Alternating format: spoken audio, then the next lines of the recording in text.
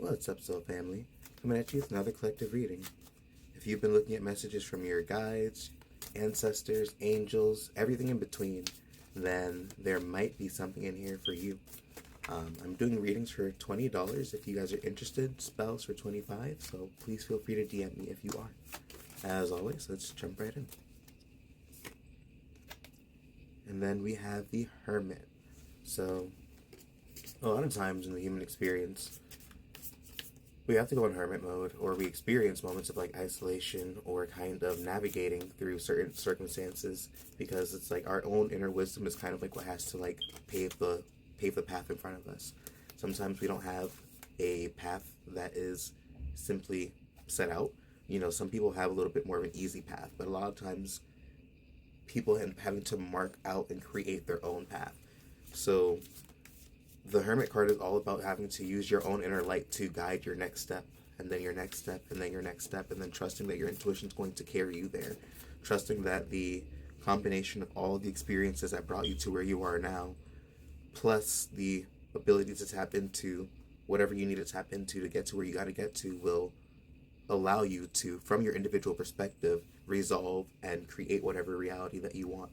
So it oftentimes pops up like when we're meant to sit in introspection, or if we are somebody who's been like in hermit mode a little bit, then oftentimes it points towards us being in that mode but having to use it to our benefit to the best of our ability. And then we have the Eight of Pentacles. So maybe you're somebody who's working on something, or there's like a lot of effort or a lot of like, because Eight of Pentacles has a lot to do with like already having skills and already being really proficient in something, but still working towards and trying to like master something. So maybe you feel like there is like stagnancy, or maybe there's like not motion enough towards like the goals that you do have, or that you're trying to build, or you're trying to work towards, and it feels like you're in this moment of like being hung up, being kind of like stuck, not seeing the motion that you want, and it's kind of like you're still like refining and honing and crafting like whatever you're trying to build. And with the Eight of Pentacles and the Hangman, it's like the energy of somebody who's probably very meticulous, very skilled, very like detail oriented as they kind of like go through the motions. So I think it's important to know that sometimes like while we're in these periods of what seems to be like isolation or suspension, it's kind of like we're really just refining or building or kind of like honing in on the specific version or the specifics of what we need to do to get to where we want to get to, or whatever idea, whatever craft, anything along those lines is kind of like you're in the mode of like refining. And sometimes it takes a little time for reality to fully conform to new identities that you set forth, especially as you are trying to consistently show up in that way. But let's pull a couple more. So I think the journey definitely takes a lot of trusting your intuition, a lot of really like being in touch like with your emotions, and really tapping into like your emotional intelligence and trusting that your intuition is going to guide you to where you got to get to. With the Queen of Cups and the Hermit both, it's definitely the energy of, sorry, I'm seeing if I can find it. Sorry.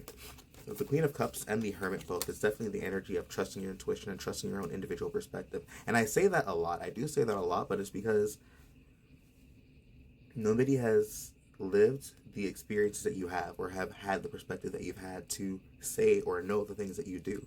So if you have a vision in your mind, or you have something that you feel like is guiding you towards something, I feel like you have to trust that for whatever reason that it's there. It's not just popping up for no reason. And I'll forever say it. Every single thing in creation, every single individual thing, from the glasses I'm wearing to the headband to the shirt to these cards, started in somebody's imagination. It started as a thought. It started as a feeling, a nudge to create or to move towards then that thought that they felt within, or that they saw within their mind.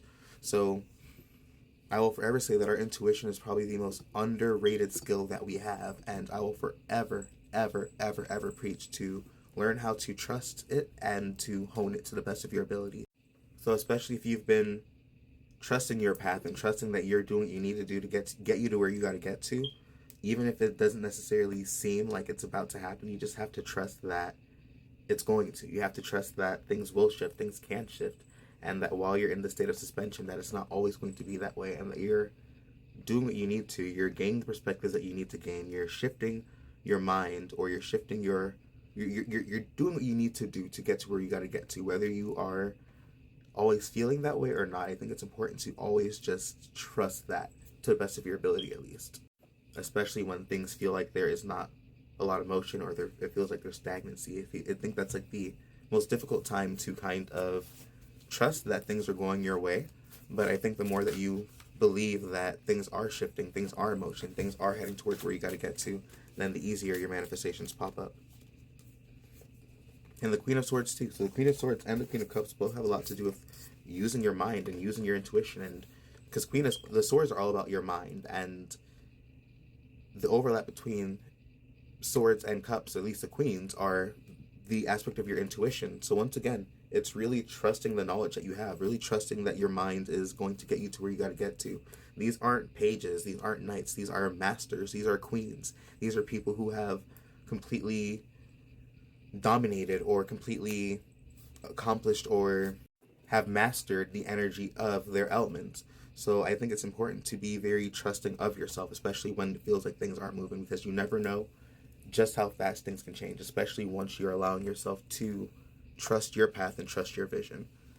And then I'm going to pull on the bottom of the deck to kind of close the reading out. So we can't allow past experiences to dictate how we think the future is going to play out. We oftentimes experience really heavy or traumatic things in the physical realm, and it doesn't always allow us to.